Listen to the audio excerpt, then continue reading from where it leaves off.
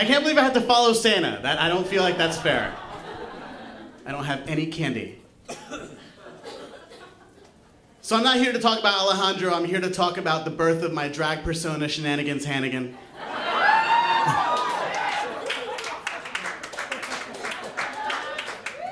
So I moved to Philadelphia in 2003 to go to art school. I had dropped out of musical theater school and hit the ground hard. Lived in my mom's basement for a while. Moved to Philadelphia, thought I don't have to be on stage. I can be behind the scenes. So I started studying screenwriting and filmmaking and behind the camera and all that stuff. And I was like, I don't need the attention. I don't need to be in front of the stage. I started going to this show, this series of shows by a drag theater troupe called the Dumpster Players in Philadelphia. They put on shows that are topical and gross, a lot of drag, a lot of lip syncing, a lot of outfits, a lot of poop jokes. They're like John Waters' Pink Flamingos meets Priscilla, Queen of the Desert. They're both very, very gay and extremely vulgar. And those are both words that describe me. And they put on a yearly competition called Prom Trash, where you didn't have to be a pretty drag queen or a convincing drag queen. You just had to be the most disgusting person that you could possibly be. And as the years wore on, I felt like I could be that disgusting drag queen. But every year it would pass me by and I would just not have enough time to set up or not enough time to do it, and I just would get shy and I'd chicken out and I'd be like, I don't need to be on stage. And then I turned 29 and I was like, you know what? I'm gonna do it. This year, I'm gonna do it. I'm gonna make it happen before I turn 30. I'm going to compete in Prom Trash and I am going to win.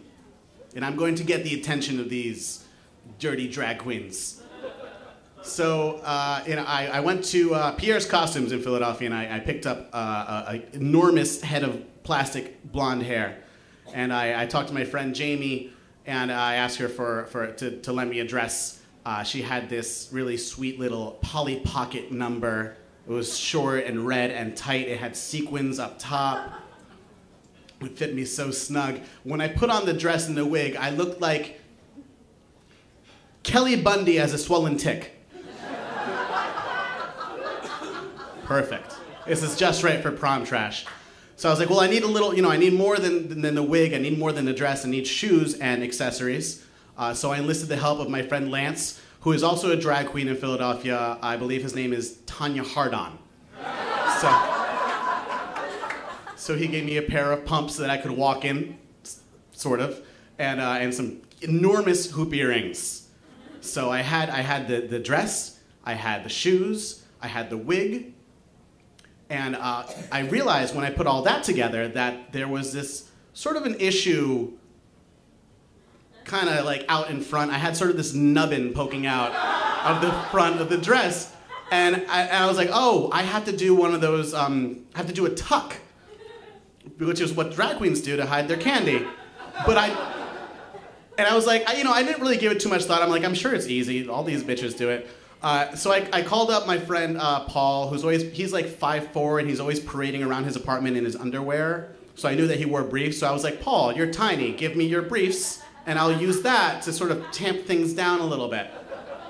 And he was like, okay. So I was like, all right, perfect. I got my roommate to agree to do my makeup. I had everything I needed. The day of the competition came. I wrote out all this little like banter for myself. So I'm getting my makeup done. My friend Ashley had never done drag makeup for a boy before, so she just sort of painted my eyeshadow like green, like barn doors coming up to the top of my forehead. Big surprise eyebrows up here, and these red lips. And so I put on the dress, and I'm just, I don't know. I guess I looked like a person. And all that's missing is this pair of briefs. And my friend, and it's getting to crunch time. I had to catch a cab. I had to go across town. He's not showing up. I'm calling him on his phone. He's not answering. I'm texting. He's not answering that either. I'm posting comments to his Facebook. He's not liking them. And so now I'm in a scramble, right? Now I'm scrambling around my apartment to try to find something that I can use to MacGyver my penis. Like, is there a rubber band? Is it a stapler? What? Can I just walk around like this? No, I can't. And finally I see that I have some duct tape. Yeah, right, which I was like, no, I can't directly apply the duct tape to, no, that's not, no. But then I see a bandana, and I was like, bandana, duct tape, MacGyver. So I take the bandana, and I tie it around my junk, real tight, and I pull the ends of the bandana between my legs, and I take the duct tape, and I duct tape the two ends of the bandana on my lower back. So I've got it, so it's back. I've made a tuck. I was very proud of myself. Yay, thank you. I guess that deserves applause. So I put on the rest of the getup, and I go to the venue, and it's packed. Everybody I know is there, and we start the competition. Sort of this pageant thing where you have to, sort of parade around, and then they ask you questions. And I had this whole thing prepared about Shenanigans Hannigan. So Shenanigans is an intern at Philadelphia's little-known third alternative weekly, the Philadelphia City Weekly Independent Plain Dealer, where she is responsible for drawing those little pink stars on the escort pictures in the back of the paper. She had also been involved in a photo shoot with the controversial photographer Terry Richardson for a new line of clothing from American Apparel, the sweater thong, which is a cable knit cowl neck sweater that is also a thong. And I did my little commercial for sweater thong, which basically goes like this. The mullet of clothes. Sweater thong.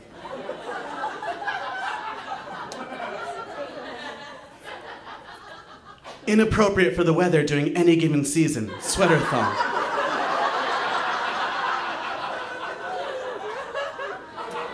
Give your kitty some yarn. Sweater thong. So things were going really well. The audience was really loving Shenanigans. I was loving Shenanigans. I even had this whole thing where the Tiger Woods scandal was in the news, so I was saying that I was pregnant with Tiger's baby. Later on, it turns out that I wasn't pregnant with Tiger Woods' baby, but I had actually been impregnated by a tiger. I gave birth to a teddy bear on stage. Things were going really well.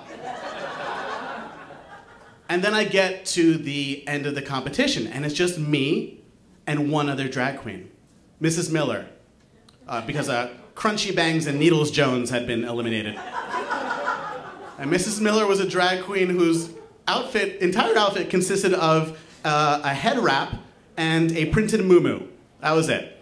And it was just the two of us, and we had to do this lip sync to beat each other or to compete for the #1 spot. And I was like, all right, I'm ready. But I wasn't ready because this medley was every female vocalist of the last 50 years mashed together at a fast pace, like Madonna, Cyndi Lauper, Cher, Amy Winehouse, more Madonna. And I kind of forgot myself a little bit. I forgot that I was Shenanigans, and I forgot what I was wearing, and I just went for it. I just went crazy.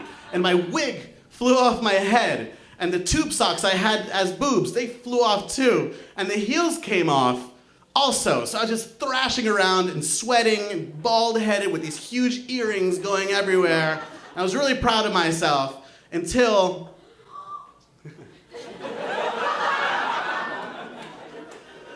I tried out this new dance move. Basically, it was one of these, followed by one of these.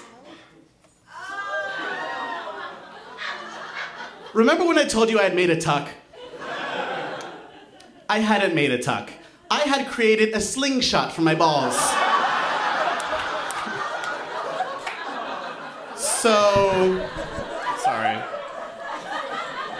So one of these, and snap, and one of these, and hairy tarantula, everybody. Hairy tarantula, what's going on? It was like a wave at a baseball stadium. I just went, pow, and everybody was like, whoa!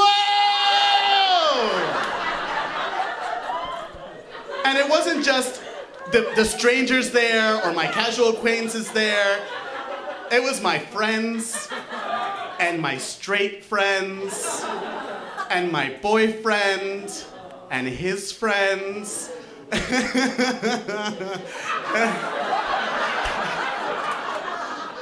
And it wasn't like, you know, this is the way that I came into the world, and this is my beautiful genitals roaming free. No, it was my junk like mashed down by sheer pantyhose in a red skirt.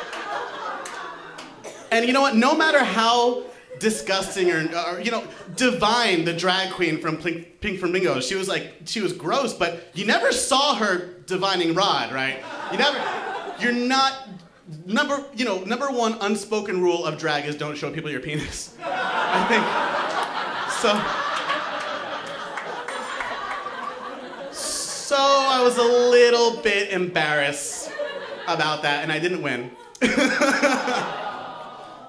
But afterwards, the director of the Dumpster Players came up to me and he said that he liked the character that I had written, and would I be interested in performing with them in the future? And I was. So I have been performing with the Dumpster Players ever since. I'm gonna do another show with them on Wednesday where I'm gonna be Naughty Santa, and I'm gonna wear 9 pairs of underwear. Thank you very much.